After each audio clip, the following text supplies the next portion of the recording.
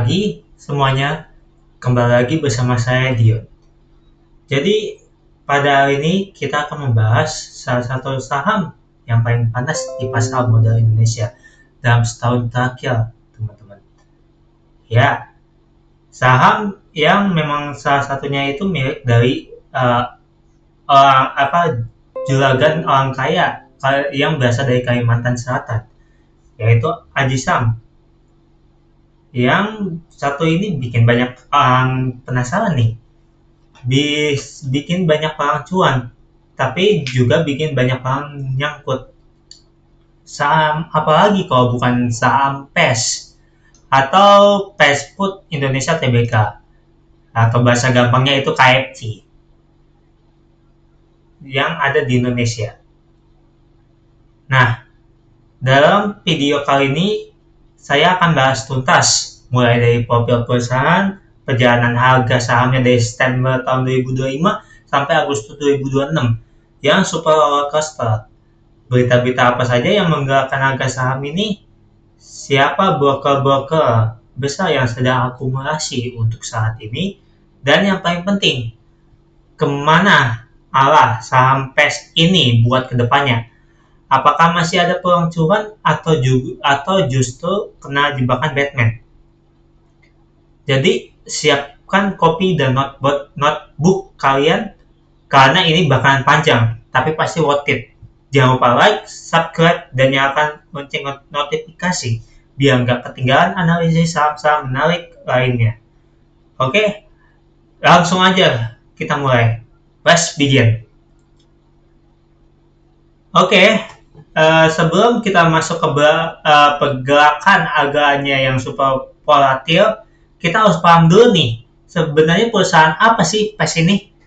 Nah, PT Fast Food Indonesia Tbk itu dengan kode saham PES adalah perusahaan yang mengelola jaringan restoran cepat saji Kentucky Fried Chicken atau KFC di Indonesia. Perusahaan ini didirikan oleh keluarga Gelarel pada tahun 1978. Mereka BTW masih punya kontrol atas saham itu, saham KFC tersebut. Dan pada tahun 1979, mereka mendapatkan lisensi waralaba KFC dengan membuka gerai pertama di Jalan Mentawai, Jakarta.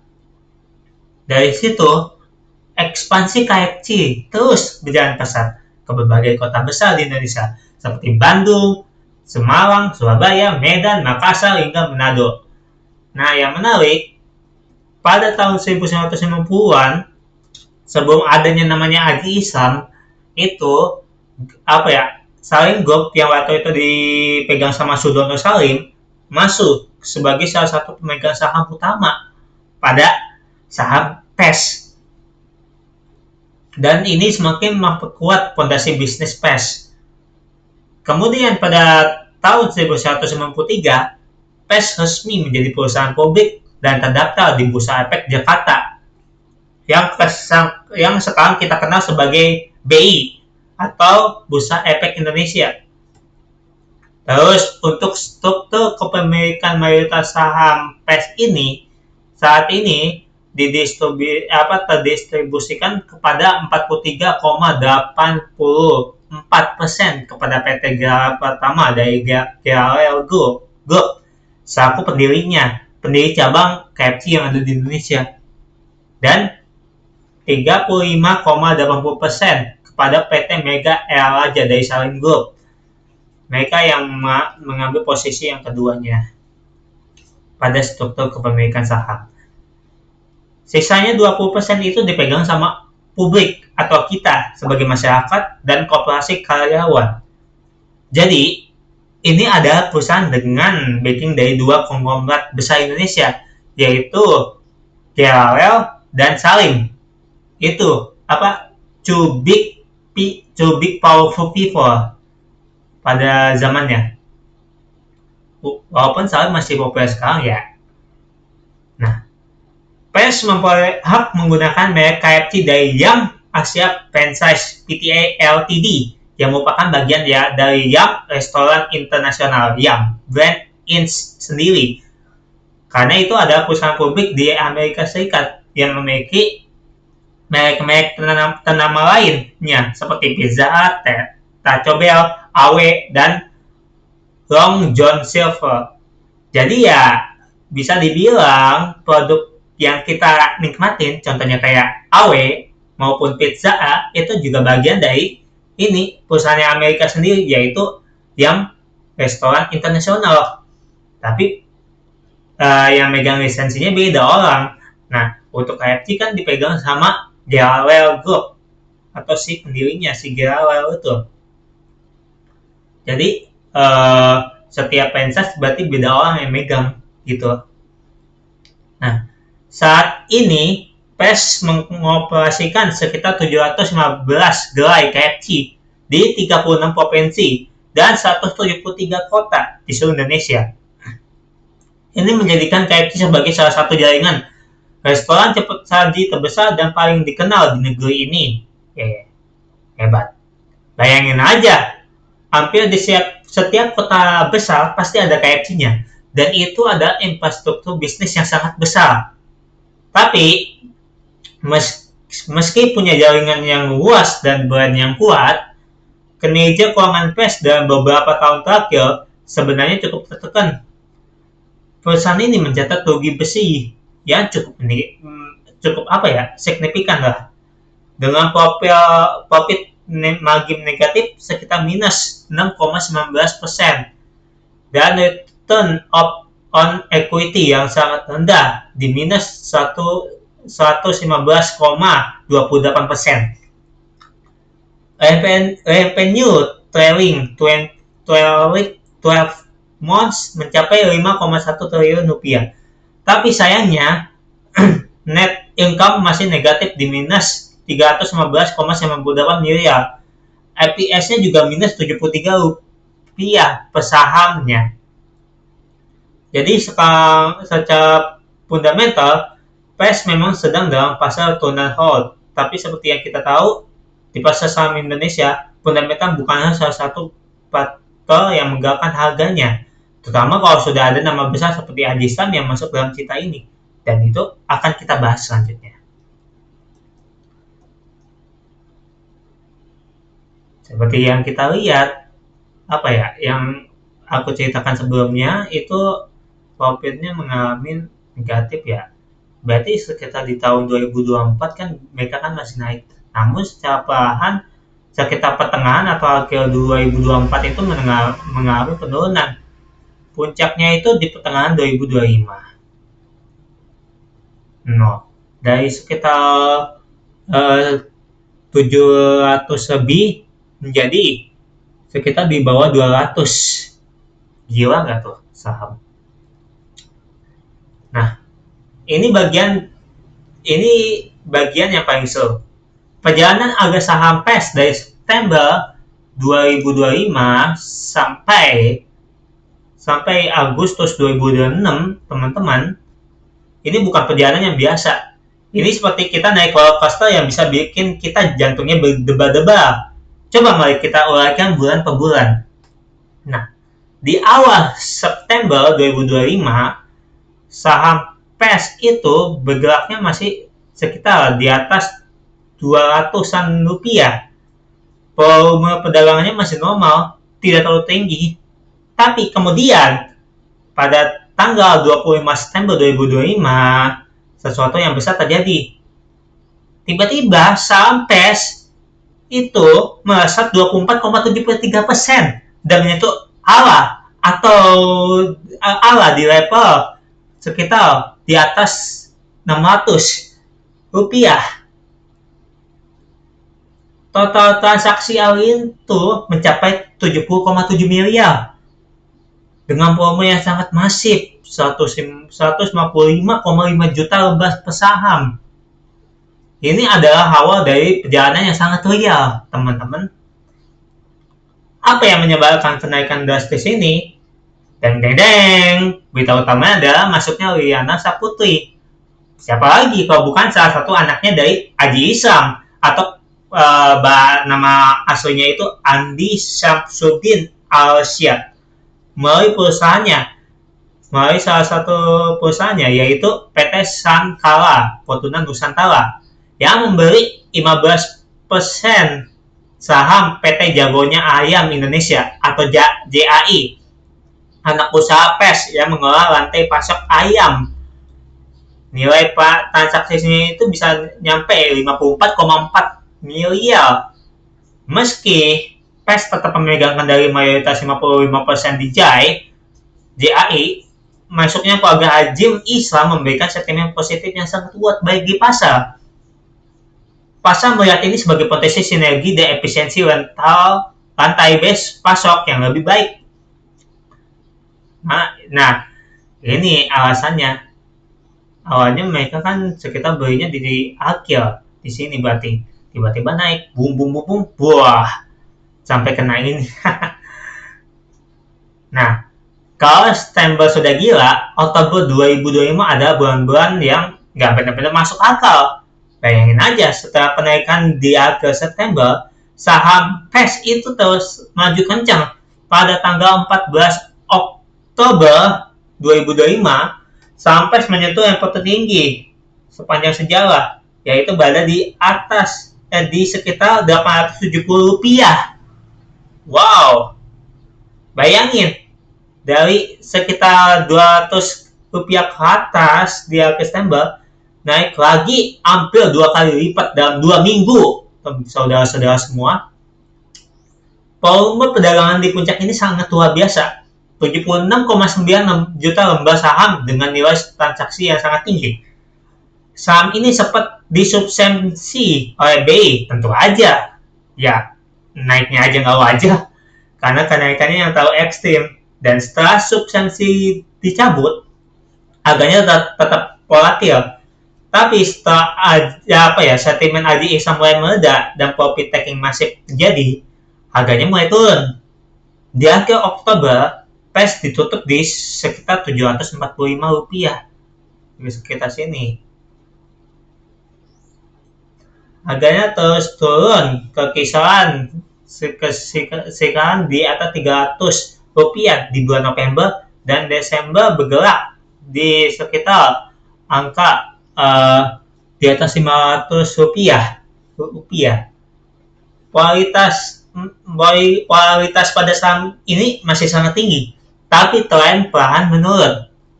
Banyak investor retail yang masuk di harga tinggi mulai merasakan tekanan di sisi lain. Nah, di sisi lain, Samuel Sekuritas bahkan memasang target harga yang sangat ambisius, 1.000 saham per lembar. Bayangin, 1.000 saham per lembar. Itu target yang benar-benar ambisius banget, teman-teman. Tapi, ya, kita nggak tahu apakah itu benar terrealisasikan atau tidak. Dengan rating beli didorong oleh proyeksi pemulihan fundamental dan rating kapitalisasi pasar. Terus pada bulan Januari itu terjadi rebound singkat, di mana sampai sempat naik lagi ke angka Rp500 ke atas pada tanggal 21 Januari 2006 dengan volume yang sangat masif, yaitu 103,4 juta lembar saham. Tapi rebound ini tidak bertahan lama.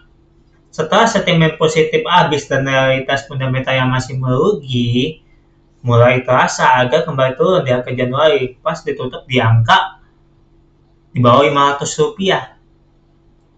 Tentu kalian tahu ya, di periode ini BEI itu alias Bursa Efek Indonesia itu nggak mengalami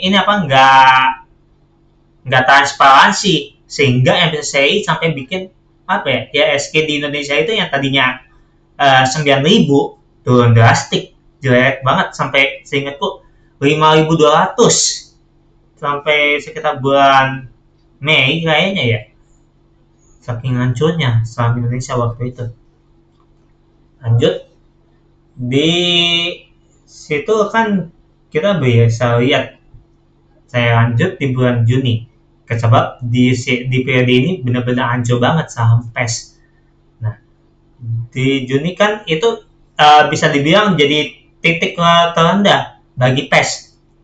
Pada tanggal 8 Juni 2026, saham PES mencapai titik terendahnya di angka Rp190. Ini ada penurunan sekitar 78% dari puncak 870 di Oktober 2025. Bayangin kalau ada yang beli di 870.000 dan hold sampai 190, ya walah, kerugiannya hampir 80%, teman-teman. Ini adalah pengingat betapa berbahayanya saham gorengan kalau kita tidak punya strategi manajemen risiko yang baik. Juli, di bulan Juli itu saham PES menunjukkan tanda-tanda kehidupan. Dari 202 di awal Juli, harga perlahan naik dan di akhir Juli ditutup dengan Rp352. 300 ke bawah. Namun belum nyampe tembus 300-an. Volume juga mulai meningkat lagi, menandakan adanya akumulasi yang terjadi di level bawah. Terus pada Agustus 2026 menarik nih, dimana PES itu bergerak tiba-tiba naik nih, bergerak di kisaran 311 sampai 394. Tapi kemudian terjadi sesuatu yang menarik nih, teman-teman. Pada tanggal 18 Agustus 2026, saham PES melonjak lagi nih. Nggak tahu kenapa tiba-tiba naik nih ke level 510 sampai Rp565. Wah. Kemudian pada tanggal 20 Agustus harga berada di Rp486. Ini adalah rebound yang cukup signifikan dari titik terendahnya waktu itu di 190 di bulan Juni. Dan untuk sekarang sih harganya sih tanggal 22 Agustus sih adanya di 472. Mereka lagi ngalamin semacam koleksi sehat setelah waktu hari Kamis itu naiknya gila-gilaan pada siang hari. Nah, jadi pertanyaannya, apakah rebound ini sustainable atau hanya dead cat bounce? Nah, untuk menjawab itu kita harus lihat siapa yang sedang beli dan berita apa yang mendukung pergerakan ini. Dan itu akan kita bahas di bagian berikutnya. Oke, sekarang kita bahas satu persatu berita-berita penting yang menjadi katalis pergerakan harga saham PES dalam setahun terakhir ini. Berita pertama, masuknya Aji Ihsan seperti biasa, melalui PT Sankara Fortuna Nusantara terjadi di September 2025. Di mana ini adalah katalis utama yang memicu kenaikan harga PES. Dari awalnya di atas 200, tiba-tiba naik 400, lalu akhirnya ke 800 ke atas. Pada tanggal 30 Juni 2025 itu apa ya? PES resmi melepas 15% saham JAI atau 47,877 lembar saham seri A kepada PT Sankara Fortuna Nusantara senilai Rp54,4 miliar. SFN adalah perusahaan yang terafiliasi dengan keluarga Aji Ihsan. Dengan kepemilikan sahamnya itu tentu itu dipegang sama anaknya. Anaknya yaitu Yana Pasaputri. Nah, untuk Yana Saputri, beliau adalah putri sulung dari Andi Sudin Asyad atau Aji Ihsan, pengusaha tambang ternama dari Kalimantan Selatan yang dikenal sebagai Crazy Rich Kalimantan. Maksudnya keluarga Aji Ihsan memberikan sentimen positif karena pasar melihat potensi sinergi dalam rantai pasok ayam yang bisa menekan biaya operasional PES. Corporation Secretary PES yaitu Darimin Juwono mengatakan bahwa PES tetap memegang kendali mayoritas 55% di JAI dan akan memperoleh manfaat dan efisiensi harga pasokan daging ayam. Berita kedua terjadi di bulan Oktober 2025, di mana itu terjadi suspensi BI dan profit taking massal. Setelah kenaikan yang terlalu ekstrim, BI melakukan suspensi perdagangan untuk PES beberapa kali. Ini adalah tindakan wajar dari bursa yang mendinginkan pergerakan harga yang tidak wajar. kata suspensi dicabut, profit taking massive terjadi dan harga turun dari 870. Tapi yang menarik, meski harganya turun, volume tetap tinggi, menandakan putaran saham yang sangat aktif. Berita ketiga itu targetnya bukan. Berita ketiga itu terjadi pada bulan Desember 2025, di mana sampai target kembali laba di tahun 2026 dan capex 300 miliar rupiah, di mana manajemen PES menyampaikan target yang cukup ambisius. Mereka ingin kembali mencetak laba pada tahun 2026. Untuk mendukung ini, PES menyiapkan capex senilai 300 miliar rupiah untuk membuka sekitar 60 gerai baru. Rata-rata kebutuhan per gerai itu sekitar 5 miliar rupiah. Dengan skema pendanaan 30% dana internal dan 70% kerjasama. Dengan landlord melalui revenue sharing 5-7% dari gross sales. Ini ada berita positif yang menunjukkan manajemen masih optimis dan prospek bisnis. Tapi pasar masih skeptis karena tantangan seperti pelemahan daya beli, pengangguran, dan tekanan ekonomi masih membayangi. Berita keempat, itu terjadi di kuartal 2025. Di mana rugi besi catatan laporan keuangan dari PES itu per 30 Juni 2025